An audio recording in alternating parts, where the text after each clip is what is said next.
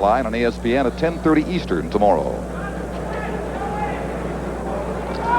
And some good action still to come here with Jeff Franklin stepping into the ring against Tracy Harris Patterson. They are featherweights. They're one of two main events we have for you from Las Vegas tonight.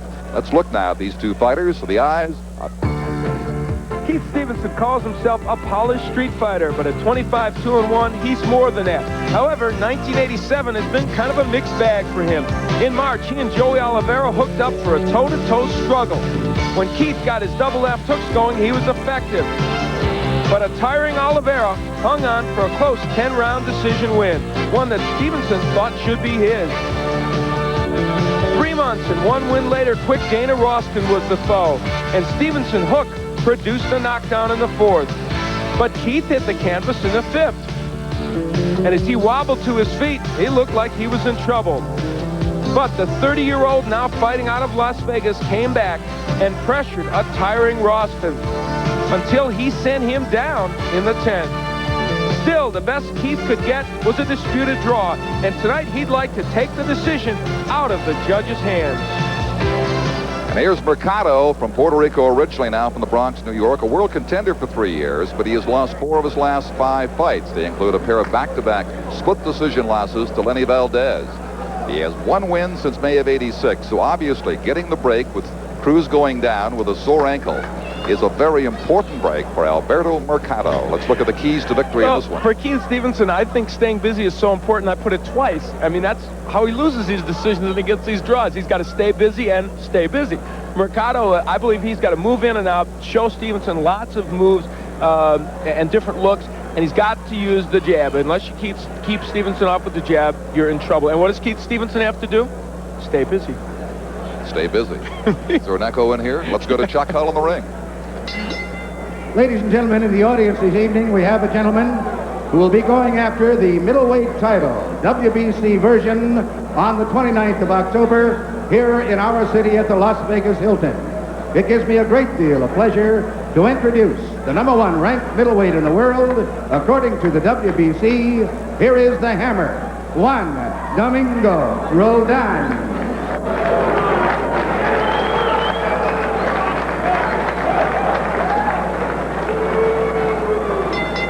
The officials assigned by the Nevada State Athletic Commission for the next bout of the evening, the judges are Dalby Shirley, Dave Moretti, and Cindy Barton. Once again, your referee is Davy Pearl. This is the main event of the evening. 10 rounds of boxing in the junior lightweight division. Introducing, in the red corner, fighting out of the Bronx, New York, weighing in at 127 pounds. With a professional record of 28 wins, 7 defeats, 1 draw, and 24 KOs, ladies and gentlemen, here is Alberto Mercado. And in the blue corner, fighting out of Las Vegas, Nevada, weighing an even 129 pounds. His professional record consists of 25 wins, 2 defeats, 1 draw, with 14 KOs. Introducing Keith Stevenson.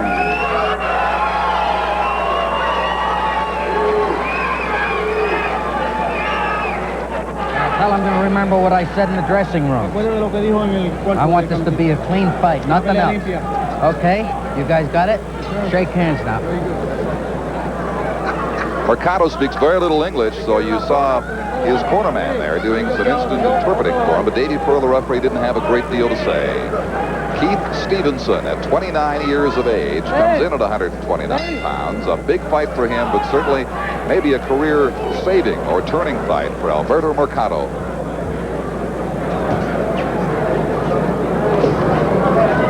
You said in your keys to victory that Mercado's going to have to use the jab. He's shown us a little bit of it here in the early seconds. Yeah, he's pumping that jab out there, knowing that you've got to keep Stevenson off with it.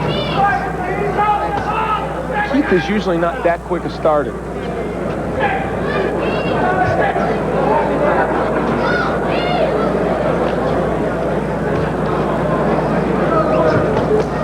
Stevenson has been a Marine paratrooper, a prison guard. He fought mostly in Florida. He was known as the Cat because he had the similar look and style to Roberto Duran. Facially resembles him a little bit, too. Yeah.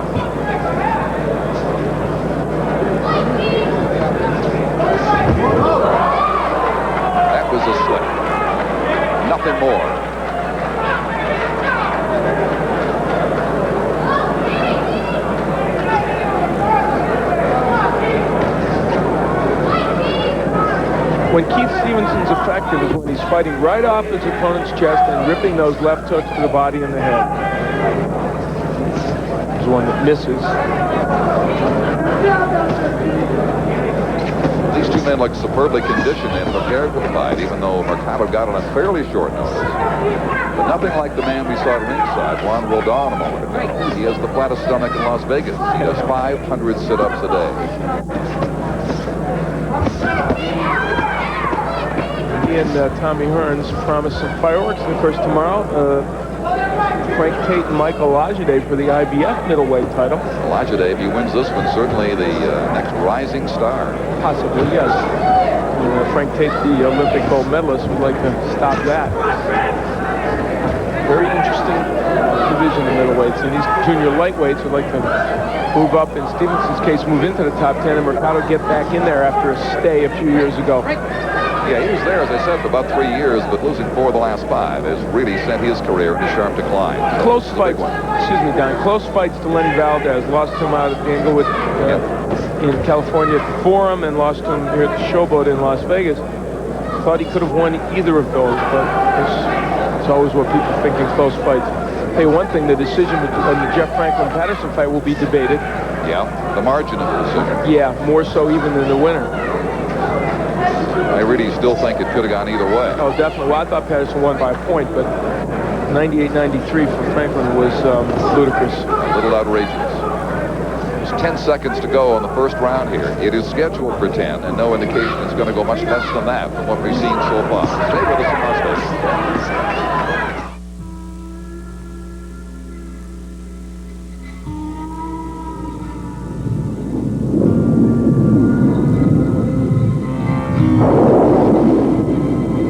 For over 100 years, Wolverine has been making boots for men who work for a living.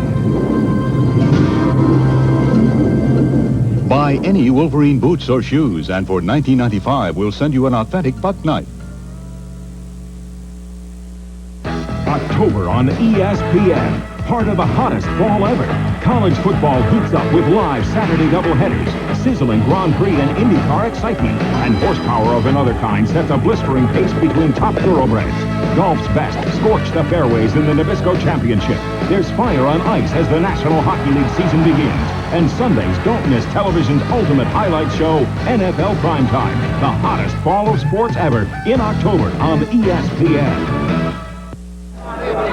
The body work of Keith Stevenson, always a staple of his attack. And little unnoticed things. A couple of those blocks, but you see, look at that. And we come right back, and what is he doing? He's going to the body, yeah. We didn't see much of it from Franklin and Patterson. We certainly did from Coffey, the heavyweight, in our first fight of the night.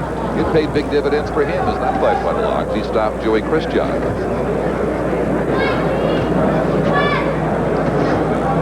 Sitting here at ringside, being an amateur matchmaker with Cecil Coffey, I can think of some heavyweights I'd love to see him in with.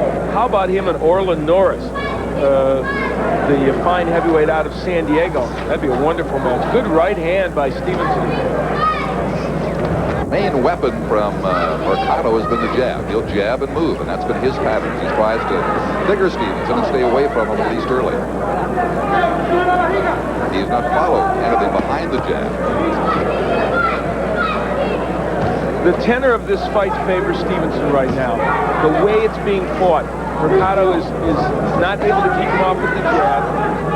Being fought to a great extent on the inside, which has to favor Keith. Long looping shots with both hands from Mercado. But Stevenson just stays with his fight plan, works back down to the body. The soft jabs as Mercado backpedals. That right hand blocked by Stevenson. Keith doesn't have a bad defense, really. Some people malign it, but it's a little bit better defensively than some would think. Mercado 28-7 and a draw coming, but he has 24 knockouts. Stevenson 25-2 and 1 draw with 14 Ks.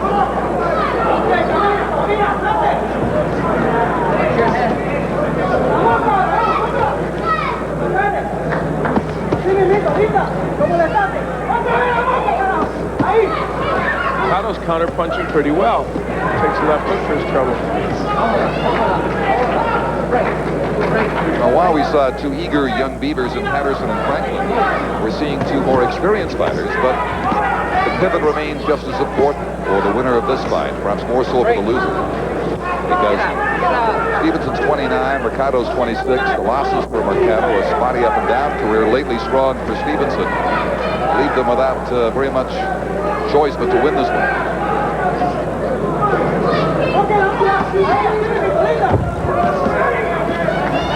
Mercado, when he does throw the right, can do so with force.